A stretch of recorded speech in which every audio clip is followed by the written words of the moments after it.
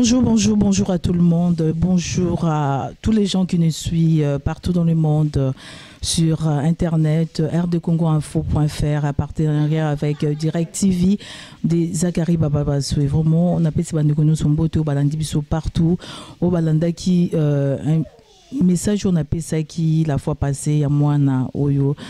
Aza abotama bongo abotama na des sexes na sa émission na mona ki batu belé ba réagir batu belé ba benga par rapport yango batu mingi bazaki vraiment na besoin de soutenir moi na biso bomoni sikoyo parce que vous avez besoin tout l'accès bino na ba photo alors vous avez vraiment besoin bo mona vraiment na bilili vraiment na yebiki na moment où nous sommes une émission la toucher surtout bana mususu la biso qui maladie ils ont mutabota maladie ils maladie donc ils allient partout même na ba poto et ça na maka batu mingi babota marape bongo alors moi na biso azaki na mama na ye azaki na bazana besoin aide ba aider bango na bandeko oyo bakoki ko aider partout dans le monde ebiki ya molimo cheni ko damboka atuna ki pe makambo wana président TH Tobo Sanité vraiment azaki na besoin ya ko aider sans oublier maître Nick Toto à Zanakata Paris donc tous en moi na biso na retourner dans question le ba mingi était responsable ni mto lo babo ebiki za moi qui a 7 ans ba mususu c'est tellement choquant à ko lo bangote. Bonjour.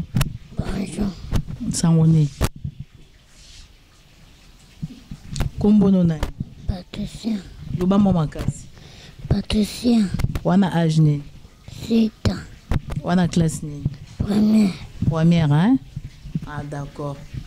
Donc bomoni bino moko Patricien auto la qui dernièrement na kati il y a émission na biso rdecongoinfo.fr auto la bino na kati ba photo vraiment bomoni en live wana Patricia a 7 ans dans la première atanga ka classe ndenge ba nous batanga ka akenda école donc ça a besoin vraiment ya aide na bande ko nous ba auto la biso partout dans le monde bato ba auto la biso et je suis Zachary na Direct TV et pas honorable Zachary que je salue donc voilà.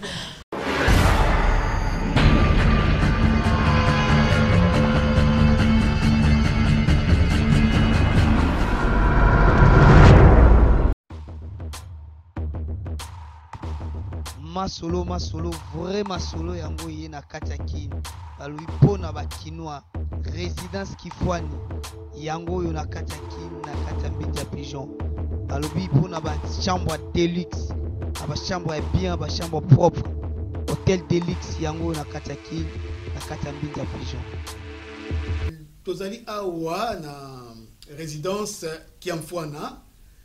Et ils sont situés dans la commune de Ngalema, dans le quartier Binza Pigeon, sur l'avenue Congo Yassika, numéro 22. Alors là, nous vous offrons des beaux appartements pour notre séjour dans le quartier Kin. L'air bozo yana Kin, notre séjour dans nos vacances. Tout bosengeli na ba logement ya kitoko yango tozo ko tia na disposition na bino ba appartement mibale au bozo pour visiter au pe mona ezali donc appartement moko ya niveau moko très somptueux eza de ba qualité moko bien et puis très propre je crois que beaucoup mona ba image intina tia commentaire mingi beaucoup mona ba image tozo ko répéter adresse na biso ezali bongo na avenue Congo ya Sika numéro 22 quartier Binza Pigeon commune Ngalema, numéro ya téléphone na biso ezali 082 42 00 716. Pour na batu bazali na poto ko benga monsieur Kiamfwana na numéro plus 33 62 87 23 782. Voilà.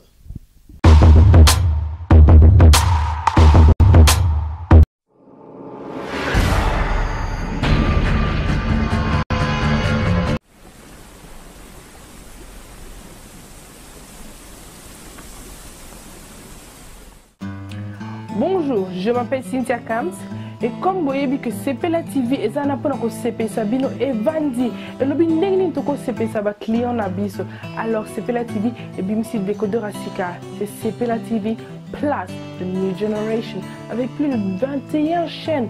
Il y a Congo, encore plus. Donc j'espère que Binono se vous CPI, parce que non simplement que ESA CPLA TV Place, New Generation, mais c'est aussi moins 70 livres. Donc avant vous avez 150 et maintenant vous avez 80 livres. Et vraiment, cadeau à maman.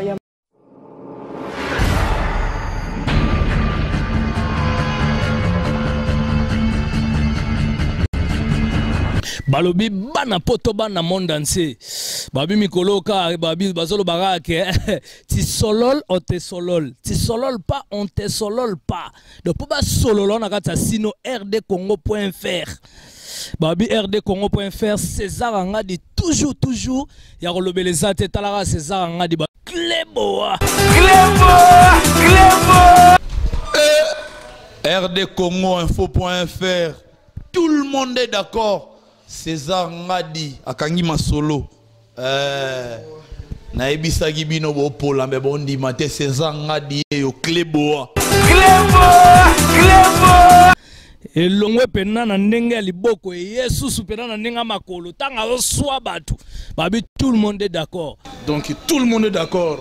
Tout le monde est d'accord. Tout le monde est d'accord. Oh c'est périté a faille na hier to bloquer bango avec rdcongoinfo.fr binomo boebi na ndenge information en tout cas bana poto ya olobesa te biso tout ana kin balobi soko lingo za connecter ongo za l'informer pour marambele kana kin dans 2 secondes balamo César Ngadi aswango pour na satellite ana système à satellite site zaka moko rdcongoinfo.fr site ka moko ngwana na ebisaki bino bopola me bondi mate rdcongoinfo.fr yango epe kanga masolo Oziwapi a connaît pas à demander, il y a rien en face quoi, c'est maïs. Trésor Congolesi Apiwan est d'accord, Ferrego la Jésus de Nias est d'accord. Yo nani Homera na César Ngadi oyiba idéologie, yo yebi idéologie, yuma à genoux, bima polémique.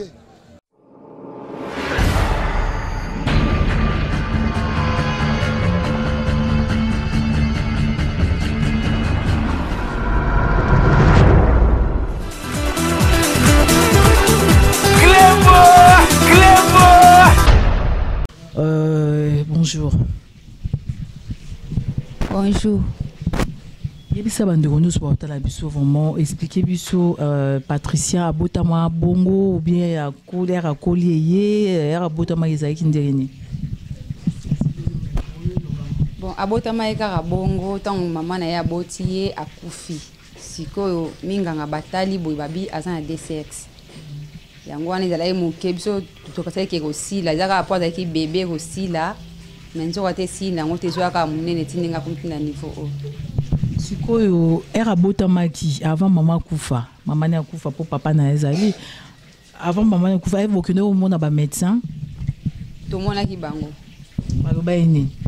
Baloba ki ka ke o zaka na bango te. Ezaka na bango te. Bo ezaka na normalement ba médecin pour opération ba tiki ezaka na bango. Do ezaka ya awate ou eza. Te abizaka ya awate to ki abizaka ya awate. Sikoyo yebisa biso Patricia sikoyo asetsantaka mwasi ou bien mobali. Bon na ebité po ndenga za bongo soka zo suba na oya mwasi ya mobali pe bimi. Sikoyo nde bozala na ye parce que maman na kufa yo mtoboko la kai. Nde bozala na ye est-ce que alobara na o ayokaka pasi era subaka de fois bien era la il ayokaka pasi ezarandeni. Bon ayokaka fuma pasi makasi. Soka ba bandi pasi olala te azolela ka de makolo a opanzango a okeneka mona fièvre zo mat. Après tu peux se faire calma wana mona kiti. Ya barani ndenge er ça la ke bon quoi. Papa ils ont ça la passe na c. Ils ont ça la passe mona vimbi. Mona ça passe mona vimbi pe makasi, mona kaka ba papa veni ba pesa yemo ba kisa ba calma mona kiti moi yo bien akesa kana. Sikoyo na école moi na ndinga kinda classe c'est ba camarade ba yebi ba ta quartier ba yebi pour moni bana so bazam ki mrambiza ebele mona na école ba sekaka ba ko se moke na ye ni tout ça est-ce que na école na ba yebi te muta yebi te ata na quartier pe ba yebi te to bomba ngo sikoyo eloko nini okoloba na bato nyonso baotalo parce que biso site na biso eza etama partout dans le monde bato nyonso nde eza na minute oyo bakoyeba mpo baotala bakotala eloko nini okoloba mpo biso tosalaki déjà moi briefing na biso ya 5 minutes nasalaki la fois passé bato batunaki balingai bamona mwana bamona responsable na ye sikoyo eloko nini okoloba na bato nyonso bakotala olingi ni basala nini tosengi kaka lisungi kaka epai ya mwana mpo biso mpenza makoki eza te yango tosengi kaka lisungi basunga biso tona moye te possibilité eza te basunga bino par rapport ya opération ou bien par rapport à opération mpo awa babisa ka ya awa te yango wana basunga biso apata libanda kuna mpona kosunga mwana o mwasi kitoko soki aza mwasi mpe mobali bango nde moto baoyeba médecin moto baoyeba obe bino mo bodeside mpo na moni ye aza ana forme mwasi akozala aza de sexe mais aza na sexe ya mwasi nanu et puis ya mobali ebimi na kati ya mwasi ebimi na kati ya mwasi donc so baosala opération bino bopréféré atika na mwasi ou bien mobali mwasi mwasi aotika mwasi ok ben merci beaucoup na gouvernement na biso eloko nini mpe koloba na gouvernement na biso na Kinshasa mpo oyo eza mboka na biso tobanda nao déjà banda awa et puis bato mosusu peut-être libanda baoyeba gouvernement na biso ataka likama mwana asunga biso abimisa biso na mboka oyo mpo mwana oyo azwa soin ya bien donc osengi kaka lisungi epa bakonza mboka ba biso basunga biso vraiment basunga biso bayaki awa po na biso basunga biso mwana aza vraiment azobela vraiment soki abandi fièvre ezosimba mpenza te mwa makolo ya opanza mwa eza te akata classe. Ok, bon, merci beaucoup vraiment tout ça bino ba nouvelle. Donc voilà, Bomoni, Binomoko interview, tout ça, la Makamba Boy, c'est vraiment triste. Tout ça, une émission moulaïté, bon, mais ça, on a une émission nabiso, ils ont un peu moulaï, mais ils ont Makamba, ils ont Makamba Mawa, ba maman, ba papa, bon, ça raneti ba moi nabino. Donc ils ont Makamba, c'est vraiment triste. Yangoana, tout ça, ba numéro de téléphone quand ils ont Rabino Bobenganga.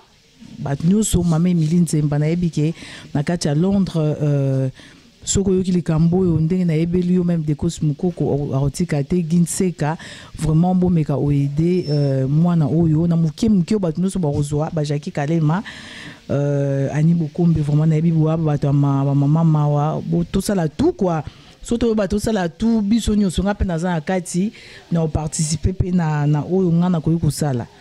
Donc tout ça là tout aider moi na biso Patricia ngolo bani na ba otala hein ozali kombo hein wala kombo lo bate ero suba isa ko pasi makasi te.